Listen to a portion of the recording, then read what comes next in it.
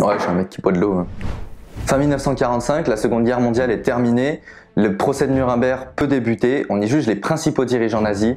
Le grand absent, c'est évidemment Hitler, qui s'est suicidé quelques mois plus tôt et qui donc ne sera pas jugé. Contrairement à ce qu'on pourrait penser, Hitler il a déjà été appelé à la barre dans un procès 14 ans plus tôt par un courageux avocat, Hans Litten. C'est de lui qu'on va parler aujourd'hui. Vous êtes sur Vitruve et c'est parti.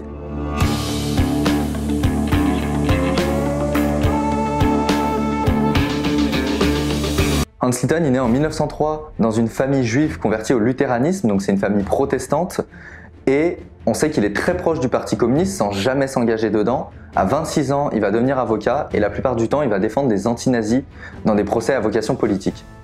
À son apogée en 1931, il est amené à défendre des communistes ayant été attaqués au couteau par des sections d'assaut, les troupes paramilitaires du NSDAP, le parti d'Hitler, le parti nazi. C'est l'occasion rêvée pour lui d'appeler Hitler à la barre comme témoin, le chef du parti nazi, pour montrer la corrélation entre ses actes et la responsabilité du parti. En 1931, Hans Litten il est donc chargé de défendre ces communistes qui ont été attaqués au couteau par la section 33 des SA, la section paramilitaire du parti nazi, et c'est l'occasion pour lui d'appeler Hitler à la barre pour qu'il réponde des actes de ces hommes. Il souhaite avant tout montrer qu'il ne s'agit pas ici d'un acte isolé, mais bel et bien d'une réponse à un appel à la violence perpétré par le parti nazi qui lui ne dit n'agir que par voie légale et non par voie violente. Il veut donc montrer le double jeu entre le discours et les réelles actions d'Hitler.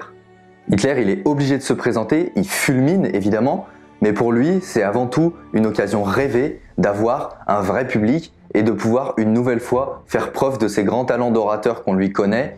Il est très attendu et très acclamé devant le tribunal, mais à l'intérieur, c'est une toute autre partie qui va se jouer, puisque Hans Litten, lui, est préparé, est renseigné et a de réels arguments contre le futur chancelier. Pendant 3 longues heures, il confronte Hitler, il le met en défaut, et il va même jusqu'à montrer la responsabilité de ses collaborateurs dans les actes des SA. C'est un des rares qui va pouvoir pousser le futur Führer dans ses retranchements, puisqu'on nous dit et on sait de sources sûres que pendant ce procès, Hitler transpire, se met en colère et va même jusqu'à perdre ses moyens à certains moments. Malheureusement, Litten n'obtiendra pas l'humiliation totale d'Hitler comme il le souhaitait et ne parviendra pas à stopper l'ascension déjà bien entamée des nazis au pouvoir. En 1932, les nazis continuent leur ascension au pouvoir, mais Hans Litten, lui, refuse toujours de s'exiler, refuse toujours de fuir l'Allemagne et veut avant tout rester dans son pays pour défendre la cause. En janvier 1933, Hitler y devient chancelier et un mois plus tard, secrètement, les nazis perpétuent l'incendie du Reichstag, où ça va être l'occasion pour eux d'arrêter de nombreux opposants politiques, dont Hans Litten fera partie. La raison évoquée de l'arrestation de Hans Litten, c'est son appartenance au Parti communiste, bien qu'on sache aujourd'hui que ce soit faux et que la raison est bel et bien beaucoup plus personnelle, qu'elle émane directement d'Hitler et que c'est vraiment une vengeance qu'il veut effectuer auprès de Hans Litten. Pendant 5 ans, Hans Litten il passe de camp de concentration en camp de concentration, on sait qu'il sera beaucoup torturé par ses geôliers. Pour la plupart, c'est des anciens des sections d'assaut, donc c'est des gens qu'il a fait envoyer en prison par le passé. Et on sait aussi qu'Hans Litten devait porter le jaune dans les camps de concentration, donc c'est la couleur réservée aux juifs. Pour les nazis, c'est la couleur qui représente l'humiliation la plus totale, donc on ne lui fait même pas porter la couleur réservée aux opposants politiques. On est vraiment là pour humilier et rabaisser Hans Litten jusqu'au bout, c'est une volonté personnelle d'Hitler. À plusieurs reprises, Hans Litten il tente de se suicider dans les camps de concentration, de nombreuses voix vont s'élever pour sa libération, en Allemagne tout d'abord, mais aussi en Angleterre, puisque les deux pays ne sont pas encore en guerre, et à chaque fois, Hitler refusera de manière la plus virulente possible, même les requêtes les plus haut placées. Il refusera la libération de Hans Litten jusqu'au bout, jusqu'à sa mort.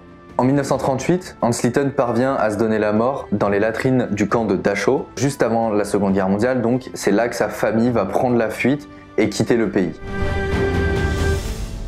Après sa mort et après la Seconde Guerre mondiale, de nombreuses personnes vont lui rendre hommage, dont Eleanor Roosevelt, la femme du président des États-Unis. Hans Litten, c'est quelqu'un qui est très peu connu en France encore aujourd'hui, c'est pour ça que je voulais vous en parler.